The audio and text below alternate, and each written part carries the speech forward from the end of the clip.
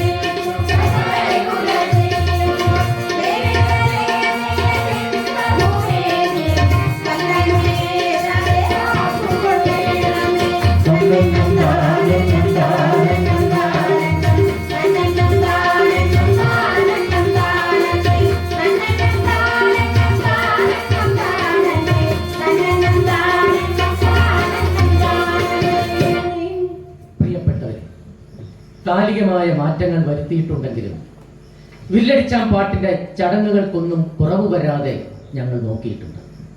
അതുകൊണ്ട് തന്നെ ഗുരുനമസ്കാരവും ദേശവർണ്ണനയും നടത്തിയ ശേഷം നമുക്ക് കഥയിലേക്ക് കടക്കാം. എന്താ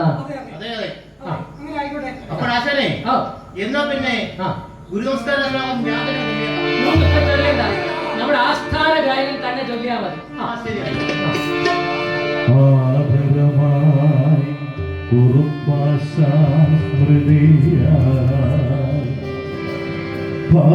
ഭാസുരപത്മങ്ങൾ ശിരസിലേന്തി ആദംഗമൊക്കെ അകറ്റുവാനായി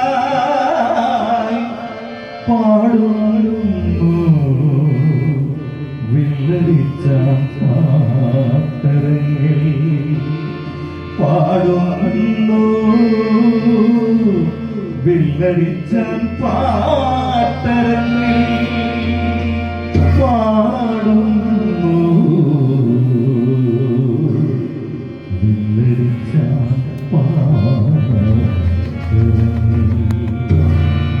പ്രിയപ്പെട്ടവരെ, നമ്മുടെ മലയാള മണ്ണിനെ വാഴ്ത്താതെ വർണ്ണിക്കാതെ എന്തോന്ന് വില്ലടിച്ച പാട്ട് അല്ലേ? അതെ, മഹിമനോജ്ഞമായ നമ്മുടെ നാടിനെ വാക്കുകൾ കൊണ്ട് വർണ്ണിക്കാൻ ആർക്കാണ് കഴിയുക? എങ്കിലും ഒന്ന് ശ്രമിച്ചു കളയാമല്ലേ?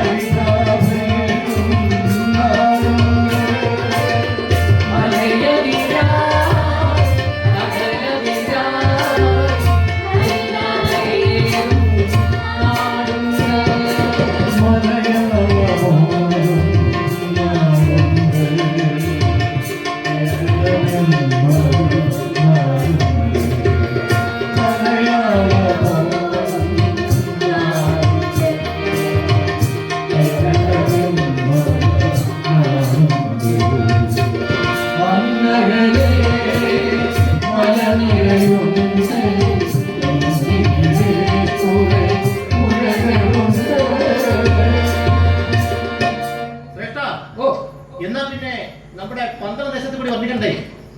അത് കൊള്ളാം. പണം മേടിച്ചേ പന്തളത്തിൽ ചെല്ലുമ്പോ പന്തംകുളത്തിപ്പെടാന്ന് കേട്ടിട്ടുണ്ട്. പക്ഷേ ഇവിടെ വന്നപ്പോഴും ഇവിടെ പന്തളത്തില്ല. അത് മാത്രമല്ലോ, 18 കരകൾ 18 ദളങ്ങൾ പോലെ ശോഭിച്ചിരുന്ന ഒരു നാടായിരുന്നു പന്തളം. അതെയോ? ആ ശബരിമല ശ്രീ ധർമ്മശാസ്താവിന്റെ മണികണ്ഠ രൂപത്തിലുള്ള വാസസ്ഥാനം, ആ ബാല്യകാല വാസസ്ഥാനം കൂടിയായിരുന്നു പന്തളം. ആ, മഹാകവി പന്തളം കേരളവർമ്മയും അഖിലാണ്ട മണ്ഡലം എഴുതിയ പന്തളം കേപ്പിയും ഉൾപ്പെടെയുള്ള ധാരാളം കവികളുടെ ജന്മം കൊണ്ട് കീർത്തി കേട്ട ഇടമാണ് നമ്മുടെ ഈ പന്തളം. ആ മൂക്കുത്തി സമരത്താൽ നവോത്ഥാന ചരിത്രത്തിൽ ഇടം പിടിച്ച നാട് കൂടിയാണ് പന്തളം.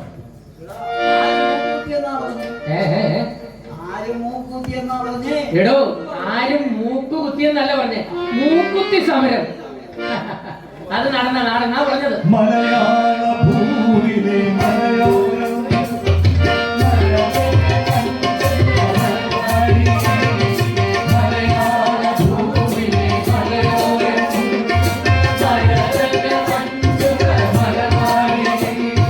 മണിമണ്ഡലം